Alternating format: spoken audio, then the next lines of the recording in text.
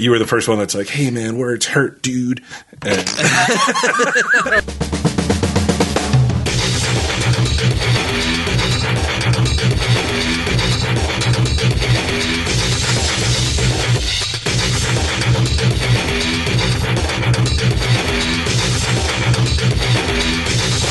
words hurt, dude. yeah.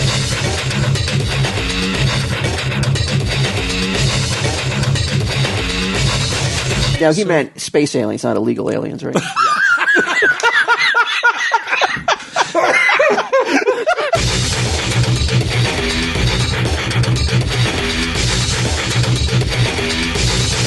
Tell him, Steve Dave. Hello and welcome to this week's edition of Tell 'em Steve Dave with Walt, with me, and not with Get 'em, but with another guest, a scholarly guest. Some might say the shining jewel in the crown that is the Johnson family. In fact, probably everybody would say it. I don't know anybody who wouldn't say it. My brother Eric, Dr. What do we call him? Dr. Johnson, Doc Mr. J. Yeah, Dr. J, Mr. fucking cool, Mr. Oh, I went to college. Look at me. Does your mother favor you? Does she talk about you the most? I think to some people, but I don't. To decent folk. It really depends. She talks to drug counselors a lot about me. Are you the first one she mentions? It would be understandable. Well, my mom was. She's a nurse, so there's something about becoming a doctor in that whole world of medicine. I think that. Yeah, I never thought about it. Is that the reason you did it, just to like one up her? Yeah, I was trying to put her in her place. No, not at all. I mean, I never even thought about it until I was older. So, what, doctor? Yeah. What are you a doctor of? So I'm a DO, so I'm an osteopathic doctor. That's like kind of the D-rated. No, I'm only kidding. Oh, really? So there's you're two not even paths. impressive? No, you can get an MD or a DO, and you can have a full medical license.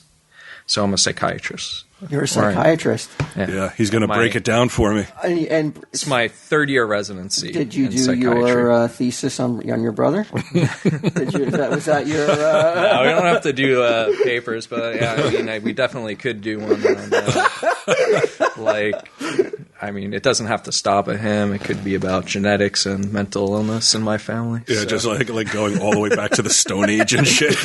Going back to the first Johnson that crawled out of the ooze. Yeah, the primordial Johnson that's like, I hate myself. Yeah. Protozoan Johnson, idiot.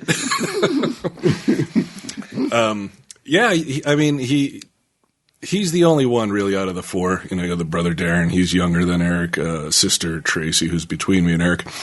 And you're really the only one you're the only one who went to college in any kind of real way, graduated college, and then had like some sort of goal, which was to leave the house. I guess, yeah. At what get away. age did you know you wanted to be a doctor? Well, I guess I didn't even think about it at all until I was probably about 23, 24, so after college. And then I went back to college. Yeah, like you went to, so you went to Rutgers, then you moved to San Francisco, which was highly suspect. Did the whole Johnson family go like, uh-oh? He was like blacklisted for Hollywood for years. Yeah. He brought a girl with him just to make it seem like, Yeah. So, when I was in San Francisco, I worked at a free medical clinic. And then I met people that were becoming doctors. And they didn't really seem that smart, so I was like, I could probably do this. That sounds like a Johnson.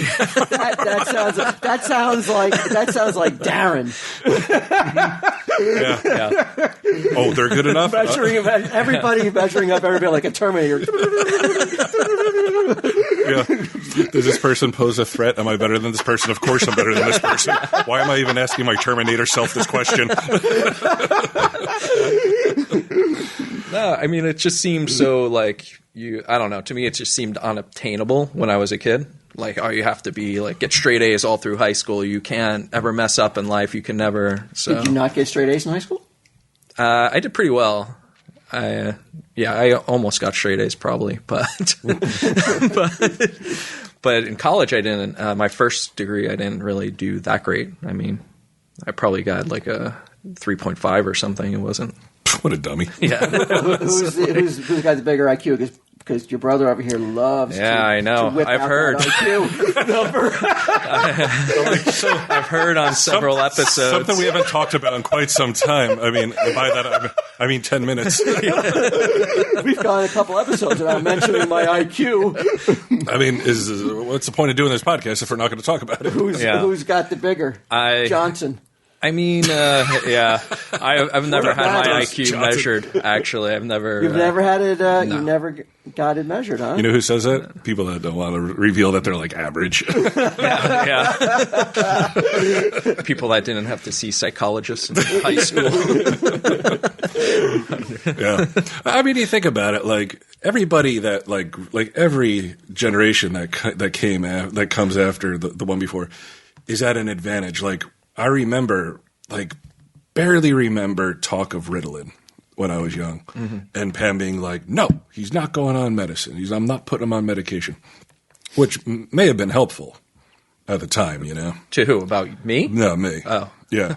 But then, like, it's just become more acceptable. Well, to the point where it's overprescribed, but it's become more acceptable to be like, okay, well, this is not just somebody being bad or defiant or whatever. Like, maybe they actually, like, have a hard time paying attention. I'm a victim is what I'm trying to say, right? Yeah, I wouldn't prescribe you Ritalin. What, as a kid? No, as a doctor. No? Why not? I need it. Well, I don't take Ritalin. I take Adderall. Oh. Yeah, I should probably say that. I'm not giving out medical advice either before. To your audience. But yeah, otherwise maybe he gets sued. People threaten. Yeah, people threaten to sue him all the time. He said. Well, I don't understand that. I don't understand that, Stephen. You're going in very defensive. Why did you think that you're going he's to coming be in hot? No, I don't want to, because sometimes people say, "Oh, but I heard on this," and then that guy said that, or you know. So you're saying what? You're saying take everything you say as not as.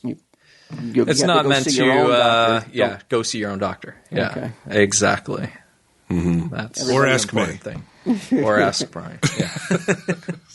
I gotta tell you, man. I think the majority of the audience of Tell 'em Steve Dave listeners are mentally unstable in one way or another. Well, no, I love them. That's why I love them. No, I don't want to say, but they're dealing with some baggage. I think a lot of them.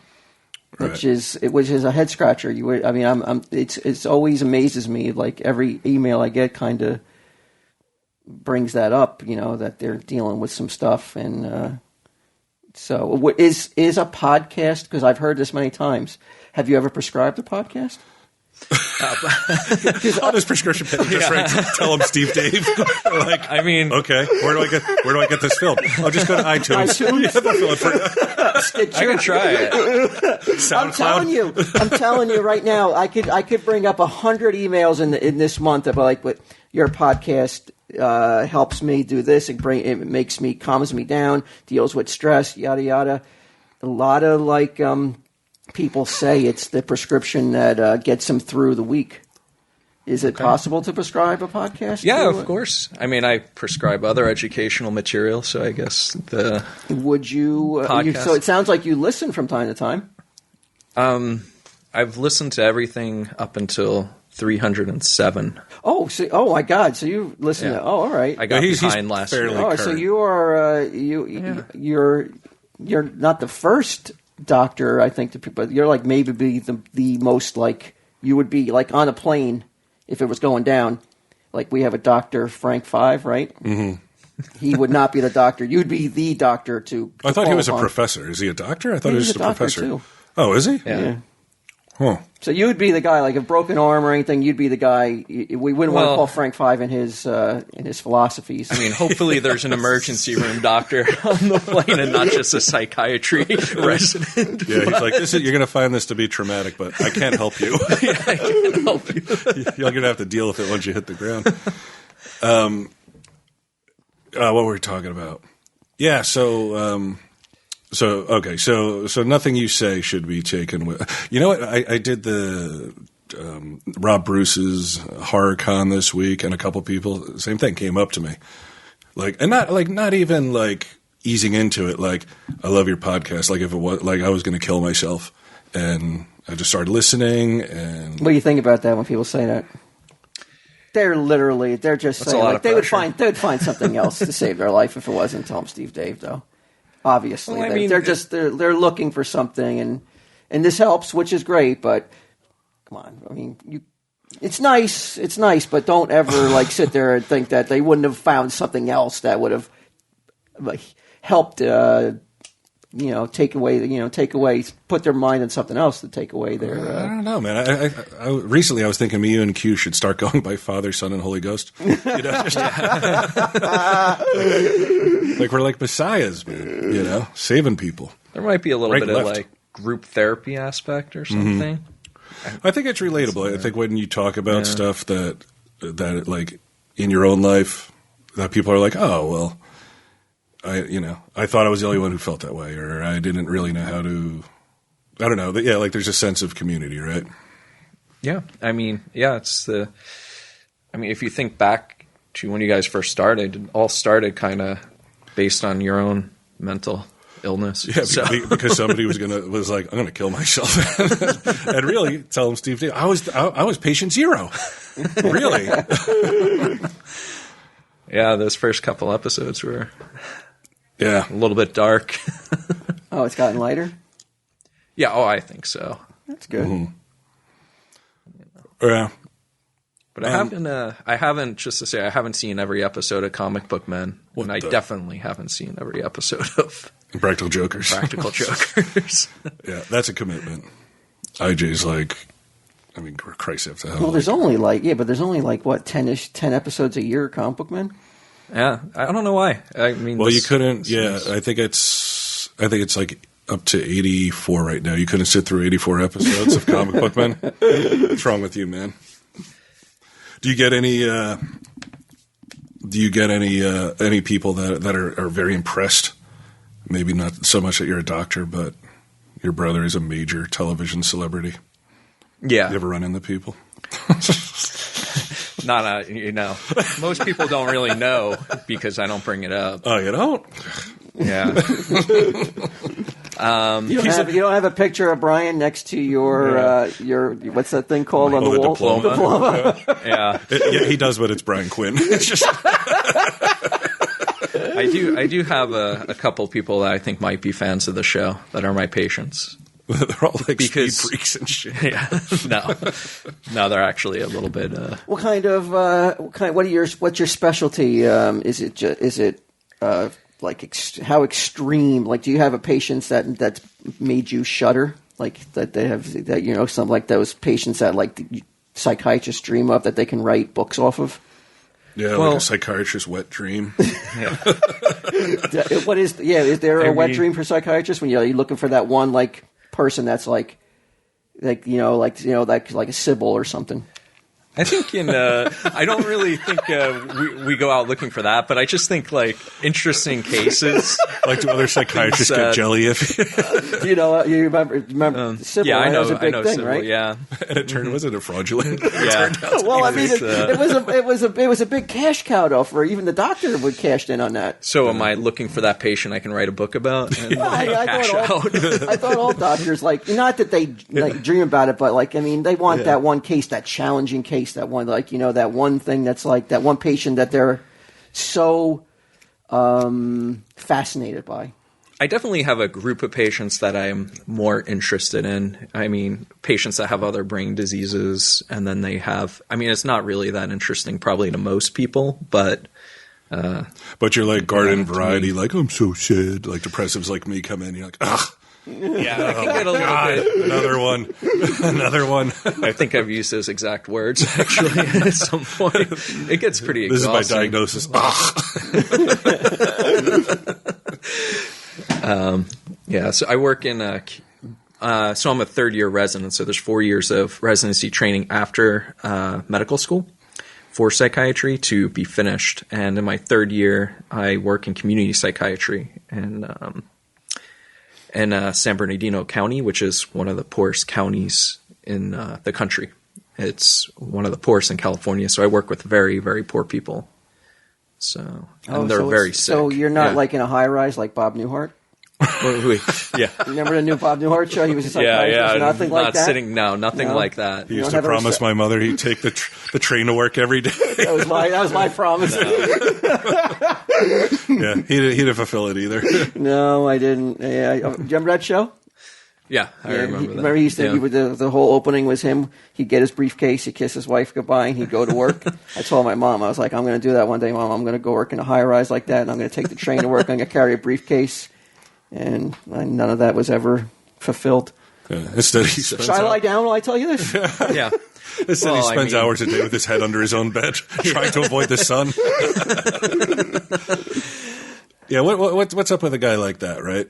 The sun comes up. You haven't heard this yet, but it turned out that it gets very sunny in Walt's rooms, and he doesn't have a curtain or shade in there.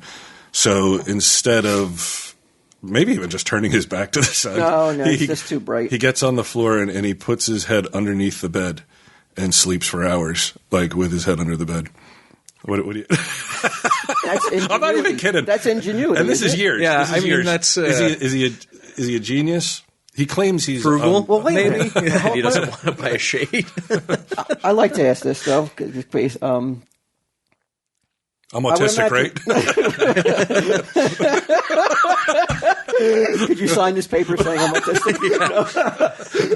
I want to get out of going to cons.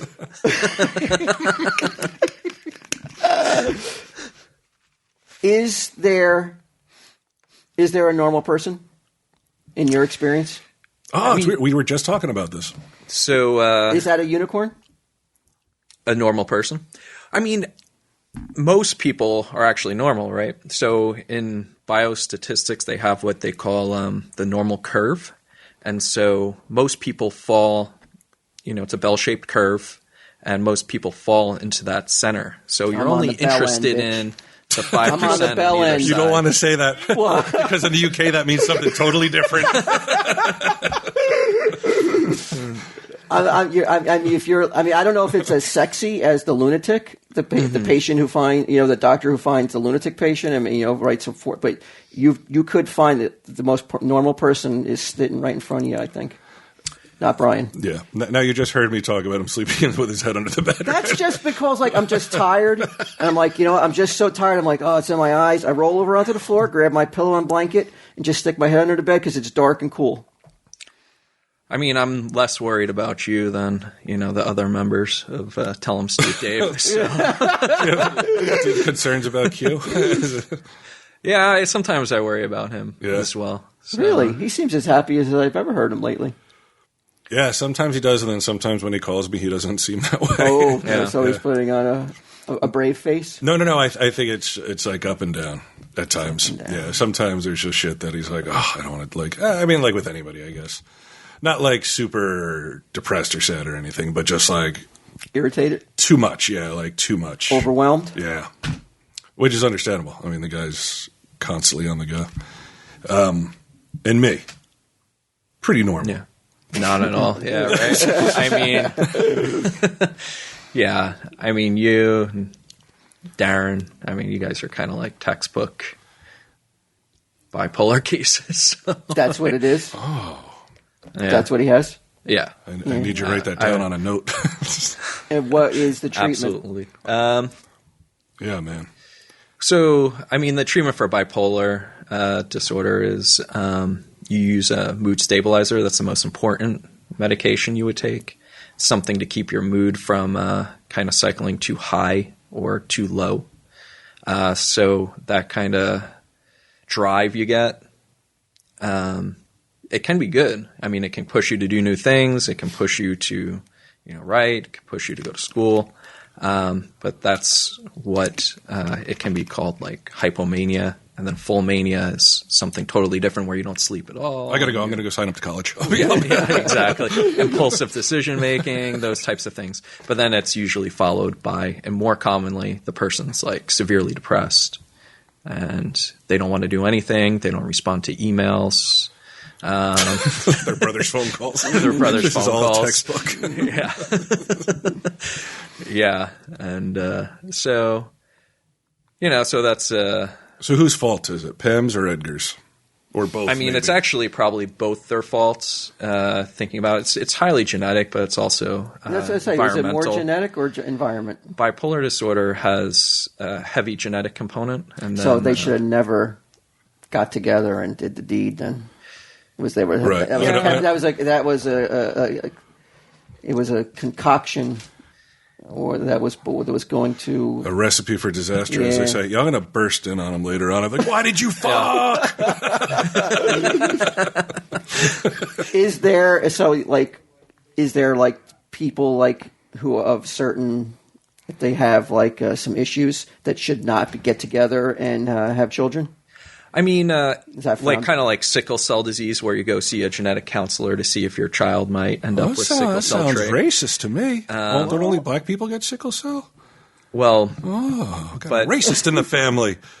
Yeah, but it's actually, it's actually beneficial in some places in the world where there's malaria, and not beneficial in other places. So you're saying if you're getting ready to start a family or get married, even before you can get married, you should take a psychiatric evaluation, like genetic counseling or something, to see if you're if this is the person. Both if you guys have a child, it might have some. Be at high risk. It wouldn't be a bad idea because mental illness is more disabling than physical illness. Could you imagine that though? If that became that. That's the sticking point. Like you're the girl you proposed to is like, all right, but first we got to go to this genetic counselor to see how fucked up you are exactly. Yeah. And if it's too fucked up, why are you telling it? Why are you assuming it's going to be her though? What, her saying this to me? Or you're going to be saying it to her. I mean, wouldn't you? I mean, I'm going to say it to her. Yeah, but she might be think this. I mean, what about if you get your results though in front of her? Oh yeah, that's a good point. All right, nobody needs to know anything. Let's just roll the dice, baby. We're in love. What's the worst that could happen? Yeah, it ends up like me. I mean, you can't actually do that right now. There's no genetic, there's no solid genetic markers for bipolar disease or mental illness. There are genetic traits, but right now, nothing. but maybe in the future. You should be inventing Most one, likely. man. Make us rich. I'm not that smart. Is it going to be a blood test, or is it just going to be a written test? No, it would be. Do you need a stool sample? You would look at the person's DNA, right? You would do a blood test. A blood test would show this. Or, I mean, you could see traits, or What would you be looking for? Look at his eyes darting around. He's like, why did I agree to this? Why did I agree to this? What specific markers would you look for? And you'd be like, Mr. and Mr. They were getting ready to get married. You'd be like, you guys can get married. You guys can have children, but I would recommend not having children because of these things that are showing up on the test. Okay. Well, I mean, realistically, I wouldn't say that based on a scientific test, but if two people came to me and they're just like, can you believe what that guy just said? He's a fucking doctor. He wrote "Tell him Steve Dave" on a prescription pad and told us to go our separate ways. I would get a what's it called? I would get your tubes tied right now if I were you, ma'am. And you, I would definitely I would get what's it called when you get your snipped?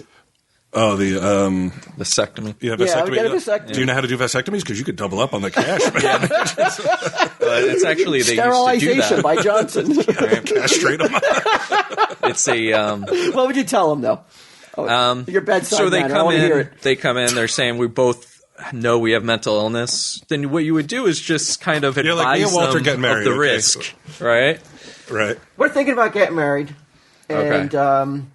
We both have had some mental issues in the past, and we're a little concerned if we want to start a family, we want to have 5 or 6 kids. And At our age. I'm like, I'm looking forward to marrying the most normal man in the world. We've submitted to your test. This so-called test that only you can that you invented. I invented it. Yeah. You're in Mexico because you're not allowed to practice it in America. This test. You got there before the wall went up. You just in the nick of time. Now, to read our results and tell us what you. And we both have, let's say, for the sake of the argument, we both have mental illness in our history. Okay, so the test would probably say something like, your child, if you were to have a child, it would have maybe like a 25% risk of developing like bipolar disorder or another psychotic disorder or something like that. And then you'd have to think, you say, well, if you have 6 children, you're likely to have maybe 1 or 2 that develop severe mental illness, and you might need to care for those children in a different way than you would the other 4 children. Meaning the rest of their lives. Yeah. Essentially. Yeah. But I mean, there could be, you could, to test when it becomes available, it'll be able to narrow it down to 25%. Once you're selling your test. Yeah, I mean, you can look and, even just without a DNA test, you could pretty much look at a family tree, and if you knew enough about the family, you could figure out generally what the likelihood of something like that is. Where love conquers all, doctor. You can't measure how big our love is. Yeah. And love conquers all problems. We're not paying. We're not. You sound like my patient. Yeah, that would be tough, right? Because nobody wants to hear that. And who knows, like, what if, like let's say the wife is like, oh, man, he's right. And she's like, I don't want to get married. And the guy comes back all crazy and shit, like, you piece of shit. Now this is highly controversial. I think about that kind of stuff all the time. Yeah, all these theories that you're tossing out there, man. Yeah. A lot of people aren't with it. I don't know if they're theories or, or words put in your science. But I mean, your job is just to give people the best advice so they can be prepared for what they, happens. Right. You're not like Walt says. You're not going to, if they're in love, you're not going to change anybody's mind. Yeah, exactly. With like, oh, you might have a kid. That's. What if it was like John Wayne Gacy and what was that serial killer woman? Oh, Eileen Bornos. Yeah, they both came to her like, we want to have a child. John Wayne Gacy's in full grease paint. Yeah, he's full on pogo.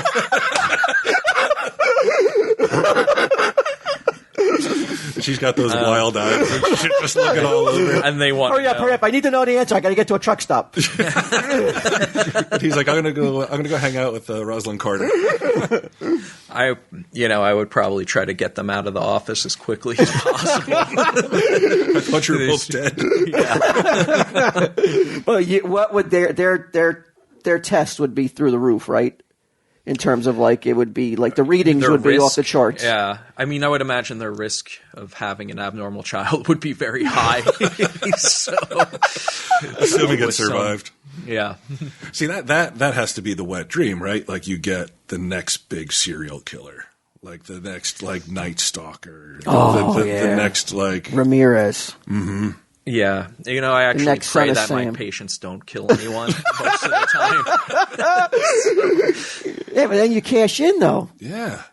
Then you get, like, you go on the talk show circuit. Oh, man. yeah. You could be the next Dr. Phil, maybe. You become like one of those 24-hour news, like, you become the official doctor. Whenever, like, a serial killer pops up, you become the talking head that they call in. Yeah, you're the guy. And then, everybody's like, "Oh, this guy knows what he's talking about." You've written books. You've what's it called when you consult on movies? I mean, you're fucking just raking it in. So this isn't going to propel me to that level of fame. Tell him, Steve Dave. Tell him, Steve Dave.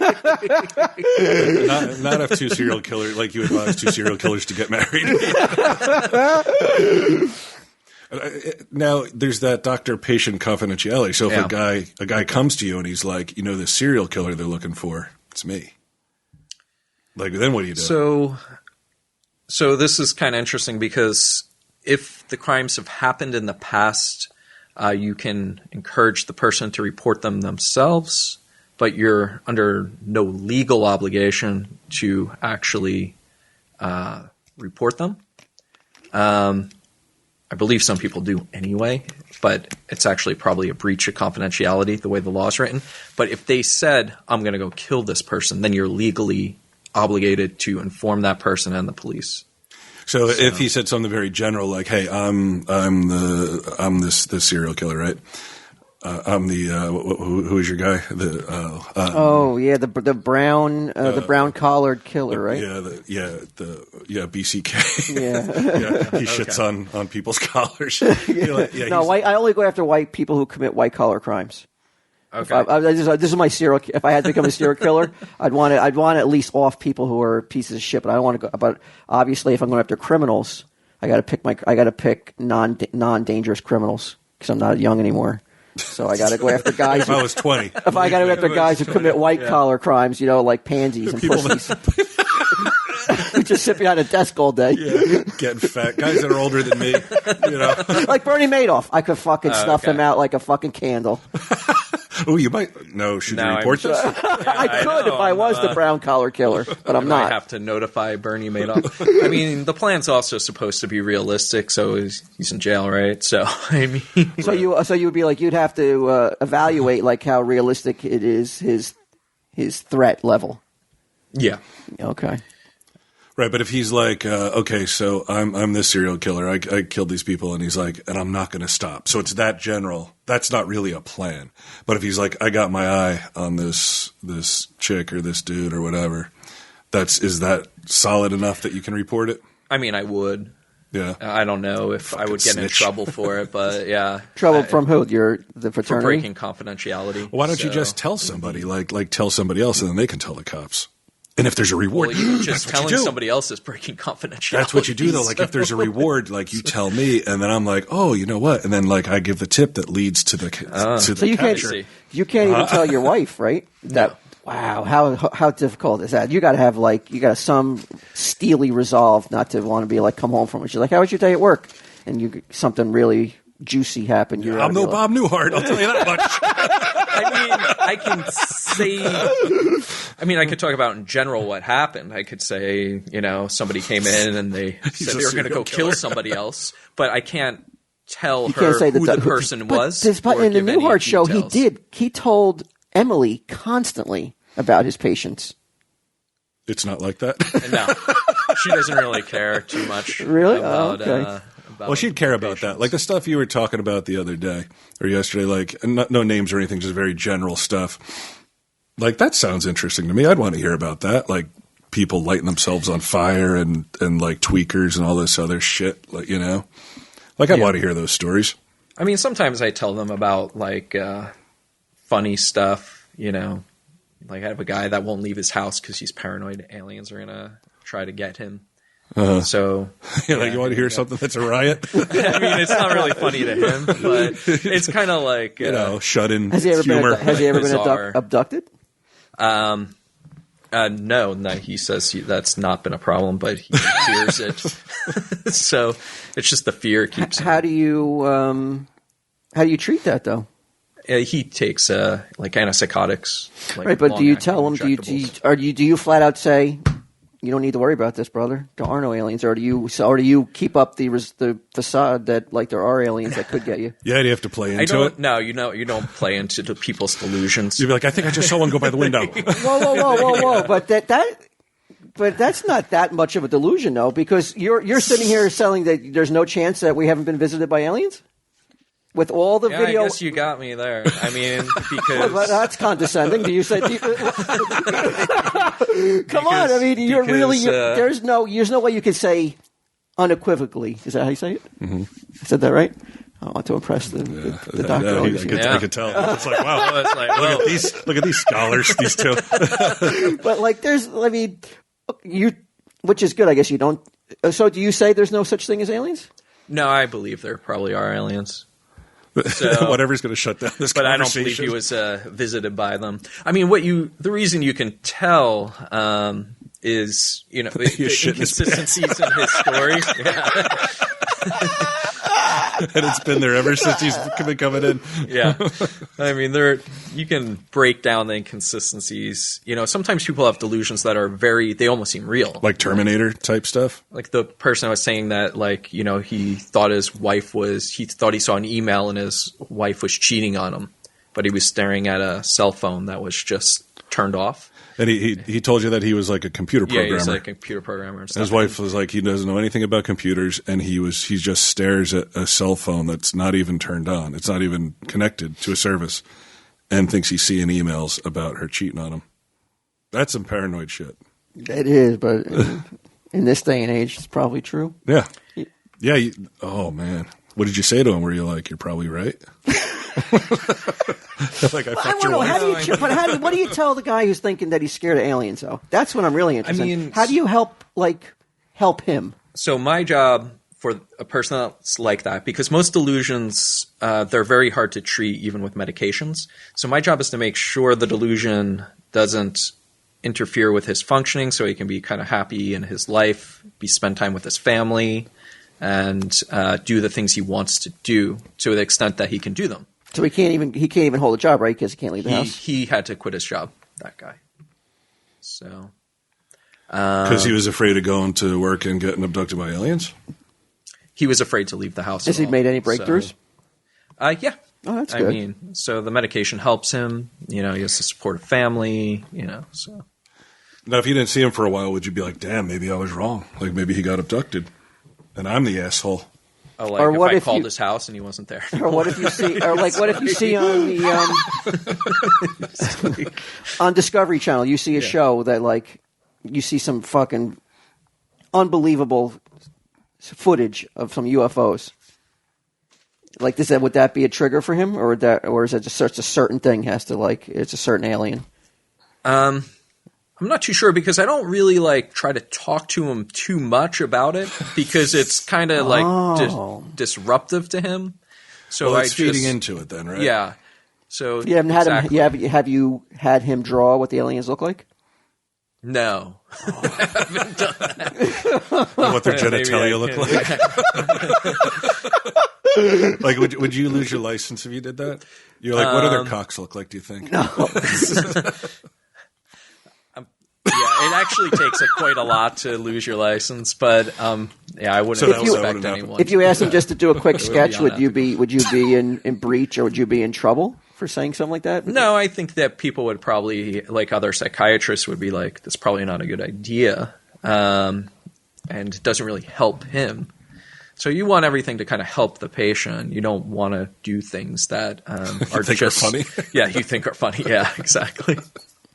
I mean, you can bring it or home, for like your own curiosity, you know. That would be tough, though, right? Oh, that's what I'm saying. You must have a steely resolve to not want to know, like, to hear more about that aspect because you want to limit that. You want him look. Sounds like you want him talking about it as little as possible in your session with him, right? Well, I just want to know. Not that I don't want him to talk about it, but I just want to know kind of how it is impairing his day-to-day functioning. So I can try to figure out how to improve his day-to-day functioning. How long had he been fearful of this? Is it just a recent thing? Has it been years? I think this is about 10 years, this person. Holy shit, that's a long time. And like, at what point are you like, well, they didn't get me, so it just never ends. And he said, now he meant space aliens, not illegal aliens, right?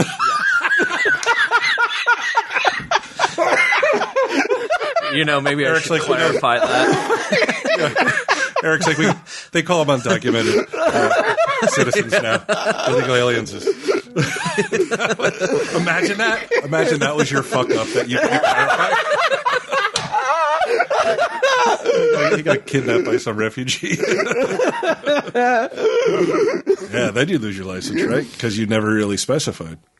I mean, he might have some grounds to say that I wasn't practicing up to par, maybe. Yeah. Yeah, it turns out the alien's name wasn't Tor, it was Jose.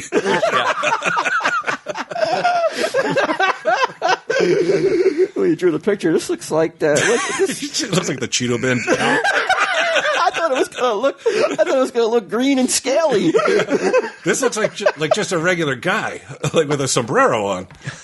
What kind of alien? Oh shit! Crazy for the last I thought you were 5 years. crazy. Turns out you just like Trump. Okay.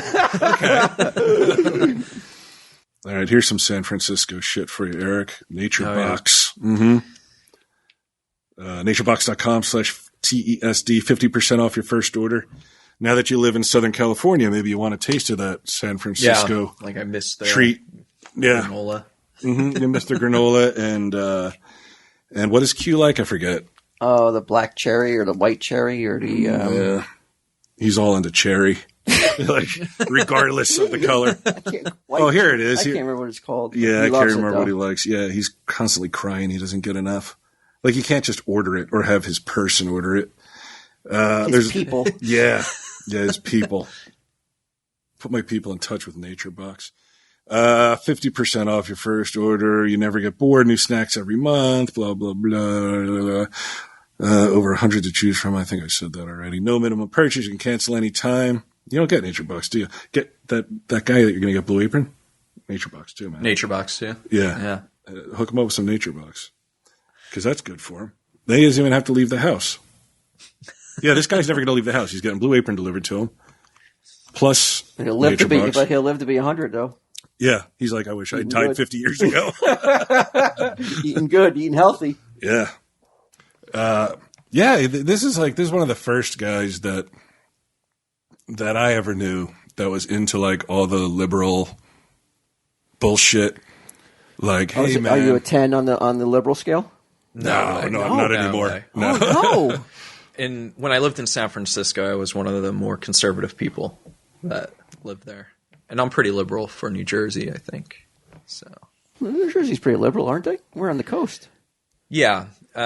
It's fairly liberal. But San Francisco is totally different. It's Yeah, fucking out of I've San control. Francisco I've heard, yeah. It's totally different. Men on men. No. I just heard some crazy. Yeah, they do. They think outside of the different box. Yeah, it's. All that Berkeley bullshit, right? Setting park benches on fire. I mean, it's kind Poor of. defenseless park benches. Who's going to stand up for that park bench? Yeah. Nobody does. Yeah. Everybody's going to stand up because now there's no more park bench. Yeah, but you were the first one that was like cared about shit. That was like, hey man, don't say fag. I'm like, shut up, fag. like really the first guy that like, you know, because we grew up in the 70s and 80s, and it's like, you say fag, you don't mean gay guy at all. But you were the first one that's like, hey man, words hurt, dude. And I don't remember using that phrase, but yeah. no, yeah, you were more liberal than anyone I had ever known. You know, out of our I think little it was circle of because friends. I left Highlands and then I went and offended a whole bunch of people at college. Hey, fag. That's literally what I was doing. And then somebody came up to me and was like, Gave me the 411. they're like, you shouldn't talk like that. What do you mean, fag? Why can't I talk like that? Words can hurt, dude. You're like, ooh. You don't say. All right. Let me tell my brother. Yeah. That was a real eye opener, huh? Going to college. Yeah, it was definitely different. I didn't realize how different Highlands was than the rest of the world. And, so... Yeah, but this is a guy that was like you, and I didn't even drink Pepsi, but he was like down on Pepsi. He's like, yeah, man, because Pepsi does business with Burma, who like, really? Represses their citizens, and I'm like, I can't even have a fucking can of soda now. Like, you know? Yeah, but I mean, I still kind of do that. Like, I don't shop at certain stores. Oh yeah, what stores are on your shit list? I don't know if you'll be Stash. happy. Oh. Hobby Lobby is one store I don't shop at because Oh, they're 'cause the big time Catholics? anti-abortionist. Hobby Lobby? Yeah, What's that? That's a store? yeah, Oh. and Why would I got not? into Why an would I argument. not be happy? I'm not anti-abortion. No, but Catholic, you should gotcha. be. You should be happy though, because then it's driving business to you. If he's, Oh, yeah. like anybody who's anti-Hobby Lobby. Wait a minute. So you thought that I was Aren't you Chick-fil-A? I'm Catholic. Yeah. I'm not the best Catholic. okay, I can say that. So, yeah. So can, I'll give an abortion or so can two. anyone who knows you. Yeah. I want to be good, but that's the thing, though. I want to be better. Yeah. Yeah, I know that I fall so short, but in terms of abortion, sometimes it's hot topic, but sometimes it should be done, and other times it shouldn't. What are you looking at me for? And other times it's done kind of like on the cuff, it's like almost like a birth control. Yeah. But other times, I understand why some people need to have it done. Yeah, but I mean, Hobby Lobby, why are they not allowed to? Well, they had this big thing where they went to the Supreme Right. Court and they took Did away. they win or lose? They won. Hobby Lobby won? Yeah, they won. They won the right to what? Not. And they lost my business to not provide certain health care to their female employees. Are you a big arts and craft dude? Did you put a big hurt in their pocket by not shopping there no more? The yarn section. Not a ton, yeah. I don't buy my buttons there no more. Our arts and crafts store. And my pipe cleaners are bought elsewhere, Mr. Lobby. Yeah. Like, why are our shares sinking? They're in the boardroom. Well, have you ever heard of Michael's, Mr. Lobby? That's exactly where I go. That's so sort of like a pharmacist who's like, hey man, I don't believe in abortion, so they won't give him like the morning after pill or whatever. Yeah, that's totally unethical. That is a dude's greatest enemy. Yeah. A fucking cocksucker who won't hand over the morning after pill. All those pharmacists should be fucking beaten. Like beaten where they stand. Yeah, I'm not. And you're a girl, and you're like, oh, I had a one night stand with some fucking schmuck, and now I'm gonna fucking have his kid. No way, right? Give me that morning after pill. I mean, before I beat you where you stand. In medicine in general, you have to work with people that have different value systems and belief systems than yourself. So I don't know why you would go into the medical field if you were. I mean, it just doesn't. It's not appropriate to decline people care. Do you think it's weird when you see, you're around people of science and they're religious? That's a weird thing, right? Because the two don't really. Yeah, sometimes people have beliefs that are completely unscientific, but they're doctors, and so you're like, how did you take all of these science classes and still maintain this really odd belief? Odd belief, yeah. Mm-hmm. Like people don't believe like global warming's a conspiracy, stuff like. But is global warming completely caused by man? It doesn't necessarily have to be, but it appears that man is a huge factor, and I think has the Earth scientists agree. Warmed up and cooled down long before man was ever on the face of the planet? I believe that is true. Yes. So man wasn't the reason it happened before man was around. So why are we the reason now? Well, man is. I mean, I think that we are trying to do is separate man from nature. Man is actually part of nature. So everything we do is kind of part of the earth, right? So I mean, we're all right. Well, before there was factories and aerosol cans, the earth was warming and cooling. You can't even say it's unnatural, but our activities are causing accelerated rate. Accelerating. How do we know it's accelerated though? How do you know it wasn't just time for a fucking? I don't know. If you're going to be a talking head, you're going to have to get used to this kind of shit, man. How do we know? How do we know it's accelerated? How do we know we just weren't due for this warm pocket? This hot pocket. Yeah, baby. The way I think they've established it, and I mean, I'm not an expert on it, but now he's distancing himself. Climate scientists.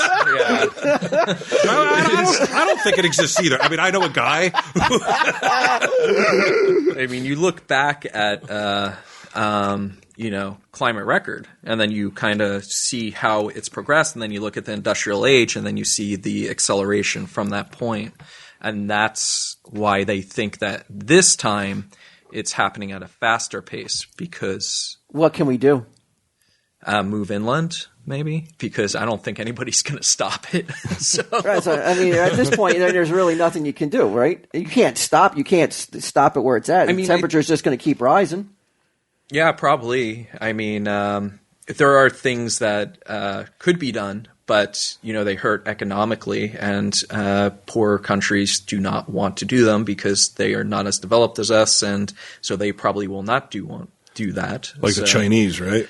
I mean, yeah. I mean, So why are we forced to feel the shame and like the big target on Americans' heads about this problem? It's the other countries that are the blame, aren't they? For the most part. Tired of everybody blaming America for all the fucking world's ills. I agree with that. He's like, build a wall. To a certain extent. You sold him. Let's build an air-conditioned wall so we remain cool inside. Yeah. Let everybody else fucking suffer out They there. can sweat it out. I think people depend on us to kind of solve... To lead the way? To lead the way. You think American man. exceptionalism still exists, huh? I mean, it definitely still exists. Yeah, it is weird how America's like, we know what to do. Like, at every turn, it's like, we know what to do.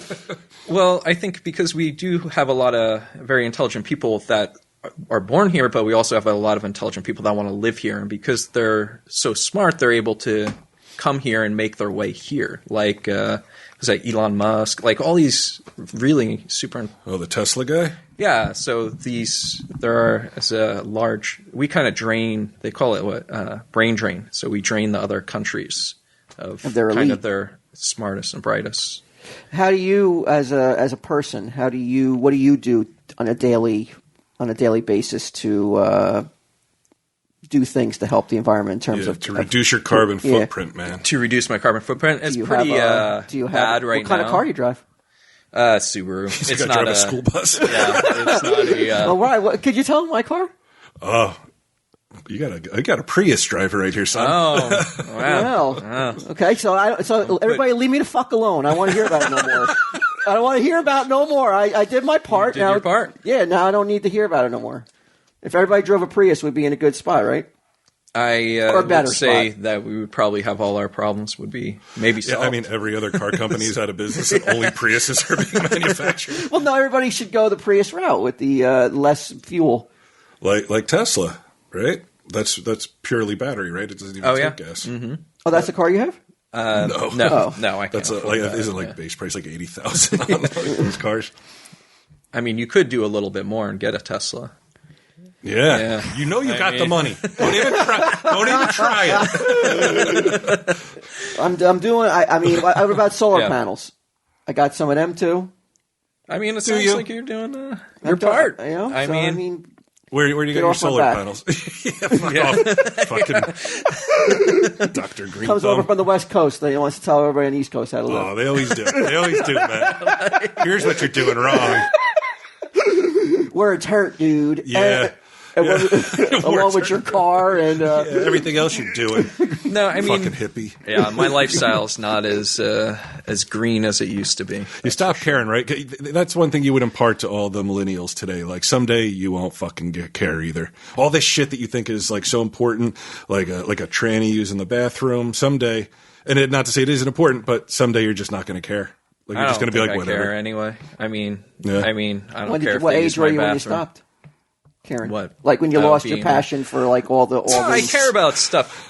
I care about things still. I mean the topic of the week I'm talking about. My priorities just shift. Like now I have my stepson. So it's like we live in a town that's 45 minutes from where I work. So he could go to a better school. So I pollute the environment. So I care less about the environment, more about him. But I think that's pretty normal. Most people care more about their family. Your little circle's really all that you can think about. You can't think about the big picture. If I knew it was going to reduce greenhouse gases, I would send Sage to like an inner city, like Detroit school. Yeah. I better walk to school so she didn't burn up any emissions. Yeah, if I lived where I worked, that's essentially what my kid would have to do. So it's like... That's the kind of place you work in, that kind of town? Yeah, it's very poor. And do you see kids going to school and you're like, oh yeah, poor bastards. Yeah. Not like poor, like no money, but I see kids walking down the street by prostitutes on their way to school. On my way to work every single day. Like hot prostitutes or gross? No. At least if they were hot, that would be cool. Yeah. So it's a very poor community. So I do my part. I go work in the poor. Yeah, but it's self-serving, so don't even try it. They force me to do it, actually. Let's say somebody listening at a big and they're starting their own private business and wants to get you on the. Wants to snap me up. Yeah. Should I give out my phone number? No. Let's say, would you consider it, or are you committed to your where you're at right now? Or are you... Well, I have 1 more year of residency left, so I have to be in this program for 1 more year. But afterwards, it's... You're saying like a college player who gets drafted by the NBA or something, like second year. Could you drop out residency and just do no? private I have to shit? finish. Yeah. I have to finish. Would then you'd be able to open up your own practice? Yes, I could. Would you stay in the area you're at, or would you want to move somewhere maybe a little bit more where your patients are actually able to pay you then? I definitely want to move to probably more high functioning patients. I worked with kind of very poor people for a long time. So even before I went to medical school, I worked in a free clinic, and then I worked in a free mental health clinic. And so I did my part. That's it. Like you bought your Prius. Right. I did my time. There you go. So once you get everything done, you're officially a doctor, right? And I'm off TV. I'm already a doctor. Can we run a pill? Can we run a pill mill together? The Johnson. See that the Johnson flare. I'm already a doctor. The back arch. Yeah. I'm already a doctor. Yeah, she bristled and shit. Yeah. Do you cook at home, Eric? Yeah, and my wife Shirley, she cooks. Oh, okay. You got her in the kitchen. No shoes, right? No shoes. That's the way you do it. Yeah, we don't wear shoes in the house. Barefoot? No, come on. You know what I'm getting at. This is what Blue Apron's all about, man. Number one fresh ingredient. Okay. Is cooking ever used as therapy? You ever say that? Oh yeah. Yeah? No, for sure. I mean, and your wife's like, I'm sad. You're like, make me a sandwich, bitch. That's my prescription. No, I mean, a lot of people have physical health problems because they don't know how to actually go and shop. So they don't know how to shop healthy. Yeah, I have a person I'm working with right now. Healthy. I thought you meant they don't know how to shop at all. They don't know the concept of grabbing something and paying for it. Yeah. I made they're called shoplifters. I made a joke to my therapy supervisor that I was going to buy my patient Blue Apron. Actually. Oh, really? Yeah, I'm not allowed to do that, but I was like, because they shop even if you use for themselves so poorly that they buy such unhealthy food. Even if could you recommend it though? Blue Apron? Like right on prescription? Yeah. No, I mean, could you recommend it to the patient, during a therapy session? Be like, there's this service, Blue Apron. Yeah, I might not promote a specific service, but in this case, I would. In this case, it would be okay. In this case, I think as long as they use blueapron.com/TESD. Yeah. Then yeah. And surely there's no. Make sure the promo code gets on the. Yeah. Don't fuck this up. You fucked everything else up. Do not fuck up this code.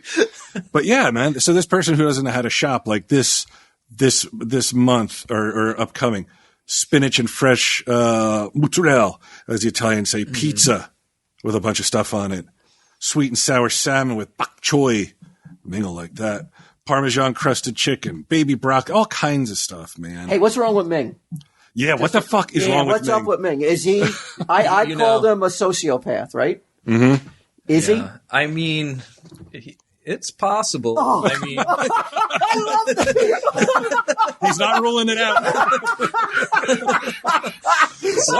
Why are you the doctor? I don't know, right? Are you on the market for an apprentice? Yeah. I mean, some of the stuff that happens and the things he says and the things he does and the amount of time he spends away is kind of odd. Right? Yeah. So, or is it I always wondered, does he spend so much time away doing these things? Because he really he was quiet when we first met him. He said he was quiet in college, quiet in high school, but now this motherfucker's the life of the party. No kidding. Every single con he goes to, and it's a lot. There's a lot of them. Everybody knows him. Everybody's talking to him. Hugs and hellos and all this other shit. Is it he's just making up for those lost years where he was invisible and now he's the man? Or is he just a sociopath?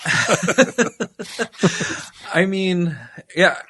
I mean, most people, when they reach that age, they no longer do that. They don't right? covet. They don't covet that especially kind if they of. have a family. So you would. Oh boy! I wish Q was here this week so bad. Oh, this. Oh my God! Can you come back next week? I want to get everybody here. I want to get everybody here. I want you to diagnose all of our fucked ups that are our circle. I'll help you out. Go through the entire this will be. When's the next time you're back in Jersey? We'll probably come back much more often now because my schedule is a little bit lighter. So probably might come back this summer. We got to get him back on. Well, and we'll do we'll get Frank. We'll get all the Franks. We'll get everybody. And right. He can. Like Frank 5, he can be like, "What's up? Why are you leaving your wife on Thanksgiving?"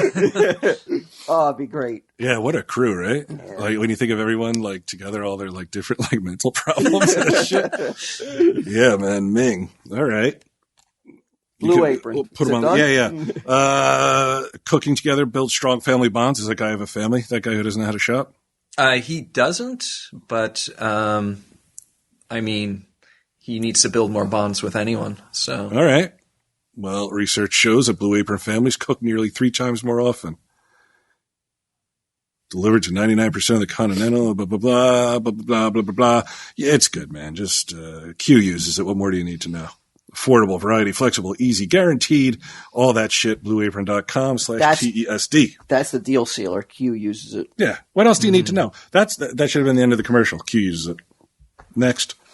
Well, yeah, you're a doctor, like, but you have to complete the, like, if you don't, like, let's say you drop out this last year, you're still a doctor? Yeah. But you don't. You're a doctor after you finish medical school. Okay. So what does a residency mean then? Residency is additional training so you can practice on your own. Oh, like specialize in something? So, yeah. Oh, so after this, then you could be like Bob Newhart. Like seeing your own, like open your own practice. Or maybe you could get a soprano. Like you could start seeing some gangsters and stuff. You come to Jersey. Like what was that lady who was diagnosing Tony Soprano? Oh, Dr. Melfi? Yeah. That'd be cool, right? I mean, she only got threatened like every other episode. Yeah, your patients must threaten you, right? At least she had a nice house and stuff, though. I mean, my patients get threatened. They don't threaten you, though? No, they threaten me all the time. Really? Yeah. How do you deal with that? We have a lot of security, but I don't know. It doesn't really bother me anymore. Are they threatening you for what? For more medication or for? So as well as working in a community clinic, I work in a psychiatric emergency room, like an inpatient hospital. So sometimes the police bring them there against their will, and they're really psychotic. So they'll start like, I don't know, they'll threaten just to punch me in the face if I don't let them out, or like sometimes they even attack people. What does that do mentally though to you though? Like when you're dealing with that kind of like patients are on that level of like psychosis, or is that the word? Mm-hmm. Like how do you decompress from that? Like dealing with that all day long, and then is it just go home and deal with your family, or like how could you like remove yourself from that and not be like affected by having? It's like I take out my day on one of those prostitutes, jack them up. I mean, it takes a little bit of unwinding. It was kind of like a lot like growing up in the Johnson household. So is there? It's got to be way worse than that. No, I mean all the Johnsons are on meth. No, you kind of. I don't really take it too seriously when I'm there. You kind of, I don't know, just talk about it with the other staff a little bit and. So you can't take anything personally because the people are very sick. I don't mean personally. I don't mean the threats. I mean just the kind of stress level of like constantly having to deal with people who are not all like not there. They're not able to have a normal like conversation. So they're psychotic though. How do you decompress from that? Like dealing with that all day long though. How do you with the bad jokes and I know the bullshit stories? I don't know. I just watch TV or really? Listen to Tell 'em Steve Dave, right? You write yourself a prescription, huh? You're allowed to self-prescribe? You're allowed to do that? Lose your license. I mean, actually, it's good for stress. Every board exam I took, I always listened to Tell 'em Steve Dave on the way to the board exam because it takes my mind off of like the things that, or else I start thinking about things I might have studied more. Wow. Really? So, yeah. So, damn, that's incredible. We've got some elite listeners. Give me your top 5 episode list. Dr. J's top 5. The past 307. All right, I know, man. Is there a go-to one, or you only listen to it once, you never go back and listen to another one ever? Is that you're that I kind of listener? I usually only listen to him once. Okay. Did you buy the Christmas ones, or did Brian just gift them to you? Yeah, he gives them to me. He's a fucking doctor. I know. I was in. Maybe he's trying to string me along because I was still in medical school for most of these. I considered it a once-a-year care package. That cost me nothing. No standouts for you. What about? So you listened to episode 300 where Gidim got married? I wish Gidim was here. Good. He said, "Oh my god." Yeah, it's a little disappointing. What's your feelings on Gidim? I mean, my feeling is that if he has Asperger's, it's pretty mild. He resents. He's pretty highly functional. I think he's high functional. He resents when doctors give an honest he resents when people say it's just a tad, it's just a touch.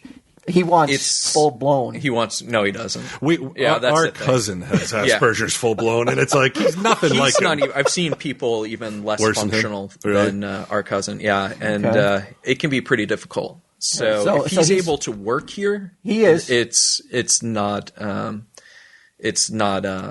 That's pretty high functioning. He's more high functioning than most of my patients. So he said he can't detect sarcasm, right? He has a hard time deciphering sarcasm. He says. Yeah. So he's like the king. He would be the king in the land of Asperger's. Yeah. So social cues is a big thing on autism spectrum. So sarcasm's like definitely body language, those types of things. Yeah. These are the things he'll text me questions at night, I guess, when he's dealing with some other people. He'll ask my opinion because he can't read it properly. Bryce said, but just assume it's all sarcastic. So really, there's not too much I could do for him, but I could sell you some training if you want. Like I could come in here and coach you through how to behave with him. Can you give me just some pointers? Some free tips. Just some free tips. I don't need them totally well. Just enough to get by. Like, what's the best way to deal with somebody on the spectrum like that? You should fire him. A lot of reinforced compliments, or should I be a straight I don't even shooter? think that matters. I think you have to be very simple directions and very clear, direct. That's what you say, right? Like he's not a good self-motivator. Like he doesn't just go do stuff. You always got to tell him what to do. He's getting better though. Yeah, he's getting better. But at first, yes. Yeah, if you have to have him break down some boxes or something, you would probably just say, "Hey, today I need to break down the boxes." Should I have him doing it with a butter knife? 8 a.m. Yeah. So in case he goes, put these mittens on. He's two cooking gloves on. I shouldn't say so. I've never met him. You basically know him. You listen to Tom, Steve, Dave. Yeah. He's exactly the same off mic as he is on mic. Yeah, that's the beauty of him. Believe. Yeah, nothing changes. He's as annoying as fuck as he on mic as he is off mic. But lovable. Still lovable. Oh, I'm sure. I mean, he seems like a very nice guy. He is. Are you ever concerned that, because I've seen him get red-faced, a couple weeks ago. He thought that Walt stole his can of beans and became very, agitated by the idea. And Walt did nothing to, disabuse him of the notion, sort of just left it hanging there, maybe I did. Is it cool to taunt a retard? I guess is what we're asking. Yeah, we don't. I mean, that's not allowed anymore? I mean, first of all, he's not intellectually disabled, right? He's super. All he does is fucking boast. Wait a minute. Yeah, his I know. IQ is, I think, higher allegedly than your brother's, who supposedly is the elite of Highlands. I forgot what number it was. When I heard him say the number, I said to myself, I was like, if I ever get on Tell Him Steve Dave, I'm going to say my IQ is 10 points higher than his. But I couldn't remember the numbers. No verification or anything. Yeah. Again, Gidim is super, super intelligent. I told him the other night, I asked him a question about something, he knew it immediately. I said, it's like having the human version of Siri. I'm able to just text him, do you know this? Boom, he knows it. It's great. You don't think he Googles it? it's too quick. Yeah. Yeah, it's too quick. He just knows it. But a lot of people call him on shit. They're like, what he's saying is total bullshit. It's not true. Because he doesn't hesitate, and he'll come through with like an answer, and you're just like, okay, because he seems confident in that answer. Mm-hmm. But then people will write in and they're like, he's not right. Well, I would have to question if they're right. Yeah. Yeah. I would take Gidim is always right. At this point, from dealing with Gidim, I'm always going to lean towards Gidim if I'm unsure. If some fucking Joe Blow is emailing in, like, you got to prove your answer to me. I'm not just going to take your word for it. Gidim's like a clock. He's reliable, huh? He always shows up on time, never late. Never late. Comes in, like, I got to tell him to stay home when it's snowing too hard. He's that reliable. How many times has that been? It's been a rough winter so far. There was times it was like, you cannot come in today. We're not going to be open. And he was all bummed out. He was all like stressed out about it and everything. Because he's like a super worker. See, this is a different story than what I hear, like, many times, like, when I come in before, like, we do the show, and you're like, this fucking stupid asshole. Just like, I don't know. Did I make a mistake? No, there's not times, I cannot be honest and say there hasn't been times when I've been annoyed by some of the things he's done, but I can't diss his work reliability. Yeah. And his like, taking the responsibility of being here when he's supposed to be here, even to the point where I'm like, asshole, stay home. Mm-hmm. You can't come in today. We're not opening. There's fucking 6 inches. I mean, that's of a snow. Better problem to have, right? Yeah, exactly. I'm not complaining about it. Have you thought about maybe replacing some of your other employees with other with Gidim clones? Pull from the Asperger's pool. I mean, it's not a bad idea. I mean, I think Mike right now is scheduling a test right now to make sure. Yeah, he's like, I'm on the spectrum.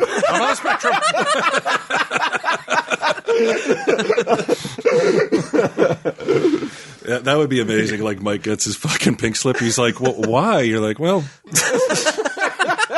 Somebody comes in, they're like, I do your job now, Mike. And Mike has to come back for comic book man. ZipRecruiter.com. Oh, they're back? They're back, yeah. They went over the statistics.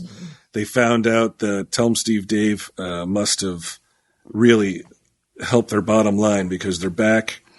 ZipRecruiter.com/TESD. This is one where I was like, I think it's not for people who want jobs. It's people who are giving jobs. Low jobs or hand jobs. Are you hiring? Do you know where to post your job to find the best candidates? That's what you would do, Walt, right? If Gidim wasn't here, you're like, let me go to ZipRecruiter. I'll put it up. See if anybody wants the job. Yeah. And then you post your job to 200 plus job sites, including social media networks like Facebook and Twitter, all the single click. Just post once and watch your qualified candidates roll in. No juggling emails or calls to your office. Now, let's say you have your own doctor's office someday. Use ZipRecruiter.com/TESD. Yeah, of course I will. Yeah, you got to find a receptionist, right? Gotta find all and sorts you're like, of people. Must be hookerish. You know? Not a hooker, but hookerish.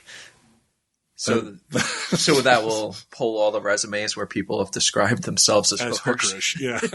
Or hookerish, yeah. Anytime you see hooker. Right to my inbox. Mm-hmm. Yeah. Okay. And anybody who's not, you're just like, boom, right into the junk mail or whatever. Find out today why ZipRecruiter has been used by Fortune 100 companies. That must suck, right? Like, is Fortune 100 better or worse than Fortune 500? I think it's better, right? It's not the top 100 countries. Oh, okay. Companies. All right. So one of the top 100 companies in the whole world use them. So what, these people who have smaller businesses, I think they're too good? Thousands of small and medium-sized businesses. Please stylize and add personal anecdotes explaining what you like best about ZipRecruiter. That the spot is over, I guess.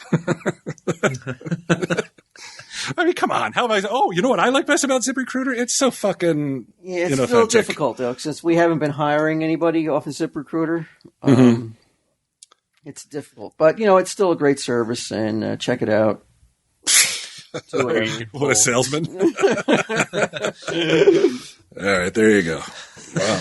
So you said he was going to diagnose you today, though? Yeah, give me a full diagnosis, man. Being unreliable. It's not my fault, right? Being unreliable? Yeah. I mean, that's more of a personality issue. I don't really know. So, and Like if I don't show up to a con, they can't shame me, right? yeah, they could. They do. I mean, because you think bipolar people are also very highly functioning. I mean, there's a lot of people that are like PhDs. Somebody wrote a book. They said they thought Mozart was bipolar. So because you have so much increased energy that during certain periods, people tend to develop skills and like writing, and those types of things. But then they kind of fall down and they go into kind of slumps. So if it's a side effect if it's something that's happening because of your depression, then they can't shame me. Yeah. But, no. So in bipolar, you get the highs and you get the lows. I mean, we know. How long do the highs last? It depends. Sometimes only like a couple hours. Sometimes a couple weeks. Yeah. Does that sound normal? So, normally an episode of hypomania is like 5 days long. Episode of mania is 7 days long. And that's a full-blown kind of episode. Those are the minimum standards to meet the diagnosis. But sometimes, they can last for months. High? Yeah, a high. Remember like 2 years ago, I had like a month-long high where I was like exercising. It felt good every day. And then like somebody switched a light off. Yeah. And so that's all you were doing was just exercising though? Yeah, I was doing push-ups fucking 12 hours a day. No, I was exercising and I was writing something. I can't remember what it was at the time, but I was other stuff, always busy, always doing something and like in good spirits. And a month. Yeah, it was after remember I had to go to the hospital because I was they thought I had a nervous breakdown because I couldn't see straight and shit. Oh. Yeah, it was on Sage's birthday, and they took me to the hospital because somebody was trying to hand me a bottle of water, and I was like this. That's right. I wasn't seeing it, and I was really out of it. And then a day or two later, something clicked in my head. I heard a click in the morning. I do remember this. Yeah. And then I was like, everything's good. What was that? Was that the endorphins? That usually you were on a roll. Happen. I really don't know what he's talking about. What are they called? Endorphins? Is that when you practice neck? Did something release some sort of chemical release into his spinal cord? Yeah. Doesn't usually work that way. But, the episodes come, it's standard 6 to 9 months. So they tend to stabilize and they'll come kind of in a wave. You could just email them at certain months and then maybe take a few months if you want to know something 2 months from now, email me. So when's your last high? Was that it? No. No, it was probably a couple weeks ago. When are you feeling? Are you in a down now or no? Or no, just a lull. No, just what I was down last week because we didn't do the show. When Q was I'm sick, and then we'll do it tomorrow, and then he's I'm sick again, and then it sunk really low, and I was yeah, I hate not doing it. You just should have said, let's get him or Jeff. Yeah. I could, but then by that point, then we had to do the con and shit. So I was all right, well, and that didn't do anything to boost it. It didn't boost it? No, we did the vulgar screening and Q&A, which was fun.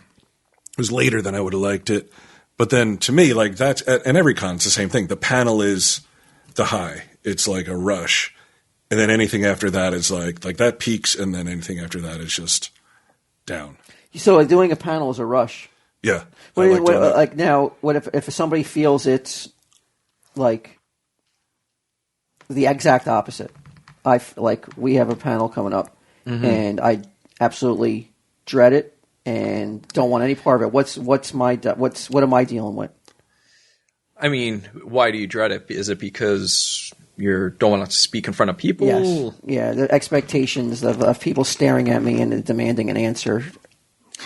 It sounds a little bit like stage fright.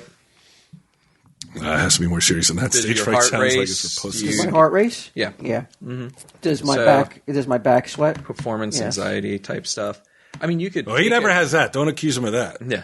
No performance anxiety. You what could, performance are we talking about? I Yeah. mean, you can take About Because he brings it home, son. yeah. no, but, like what would you do to help that? What would you You can suggest? take there's I'm not taking medication. any fucking meds. I tried to give him Xanax. It works. I don't He won't take take any it. meds. I've had the same problem. I've done it, and it works. It's crazy. Like I had to stand in front of and present. They call it morning report in the hospital, and there's 35 doctors there, and basically the older ones, the attendings, they sit there and yell at you and dress you down in front of everyone and make you look like an idiot for not doing things. And so I've never wanted to be an old doctor as much as I do right now. So I took it's a beta blocker medication, so it kind of calms down your nervous system, keeps your heart rate even and stuff. And I was given my thing, and you know what? Everything they said, I just didn't care. You're like, it's all good, old fox. Yeah. You're almost dead. I'm anti-meds Yeah. though. I'm one of those Catholics that won't take medications. Like even antibiotics. I can't dispense them, and I won't take them. Yeah, he's got he's syphilis. I haven't taken born a again medication. Christian. Outside of buffering.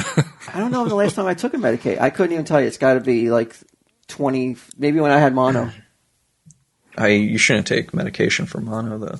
Whatever they gave me, whatever Yeah, medicine they gave me, antibiotics maybe they gave me. I don't know what they gave me. So back do you then. have any physical health problems like high blood pressure or high know. cholesterol? I don't believe in that either. I don't want to go to a doctor. I haven't been to a doctor either. Yeah, he's like, if I ask, I'm going to find out, and I don't want to find out, right? But I haven't been. I haven't taken a med. I'm buffering aspirin. I'll take an aspirin when I feel like I can't take it. When I bite it's either that or bite leather.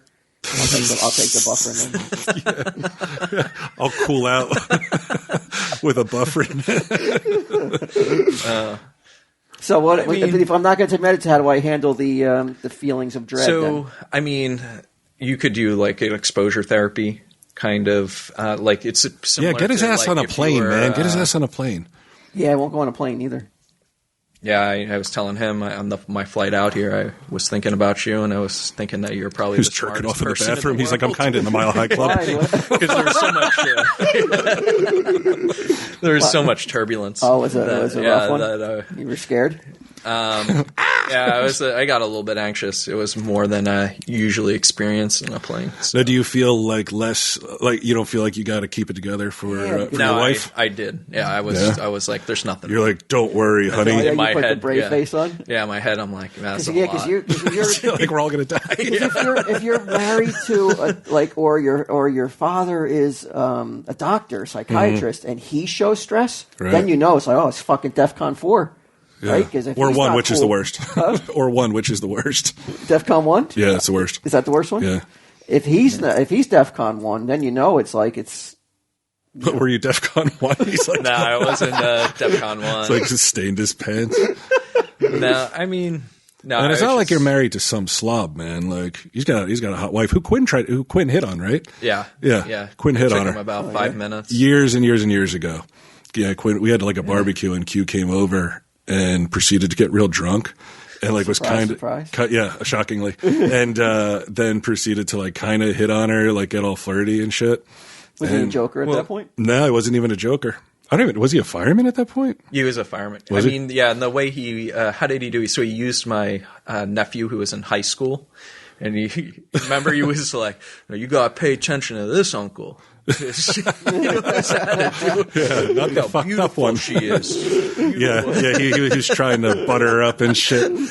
Yeah, she's beautiful and shit, huh? Right? Duh.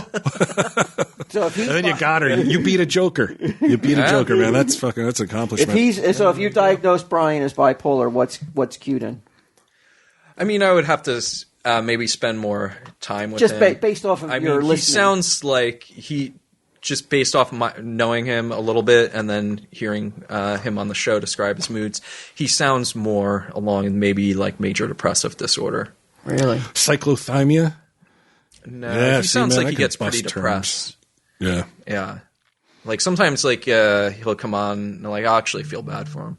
Oh, yeah? Yeah. But I Really? feel bad for him too when he And comes on and what he's about depressed. me? Completely and utterly. He's like, I feel bad for I my family. actually think I don't think you have any problems. Oh, my God. Tell him, Steve! Oh! Hear that, everyone? I've been telling you that for fucking 7 years, and now we got a fucking doctor backing me up. I knew it all along. I knew it from fucking day one. I'm cutting that shit out.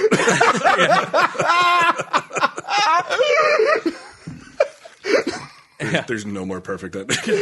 No more perfect ending.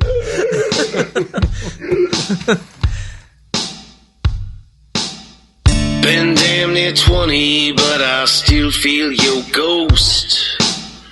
Must have followed me out here when I ran from the coast. While you've got my attention, let me raise a toast. Tell you what I wonder the most.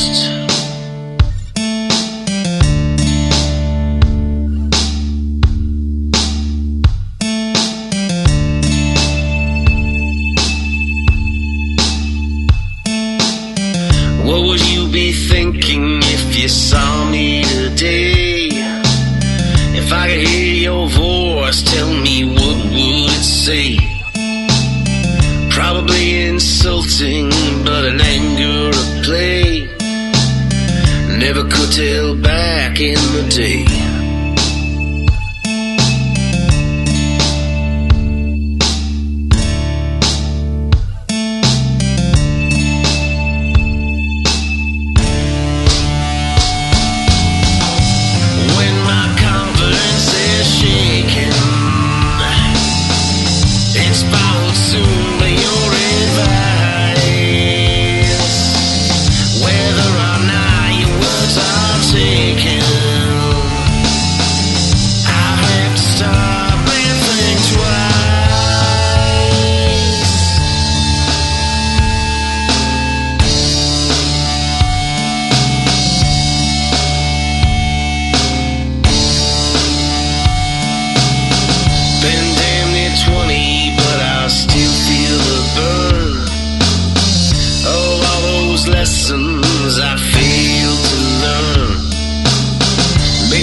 So small, but somehow I yearn for your misspoken concern.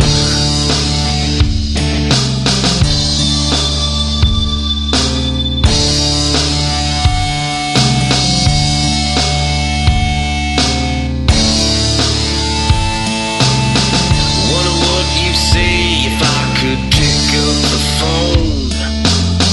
Would you give me hell for being alone?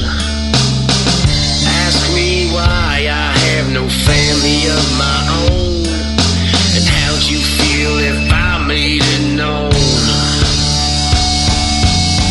I fear I treat my family coldly,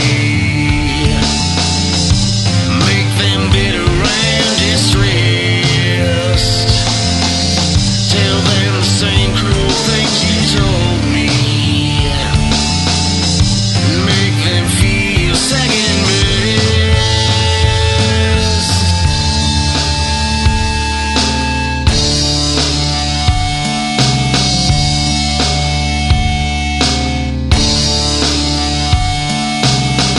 Been damn near 20, but I still hear your voice, trying to tell me that I have the choice to let the past go, regain my poise, enjoy what I have now and rejoice.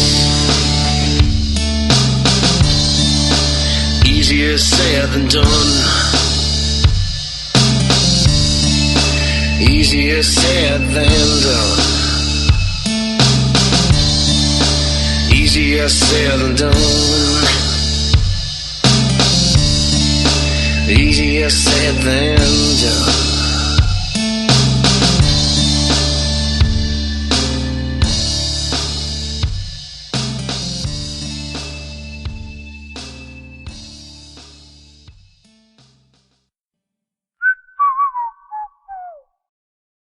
This has been a production of Smodco Internet Radio. Sir, only at smodcast.com.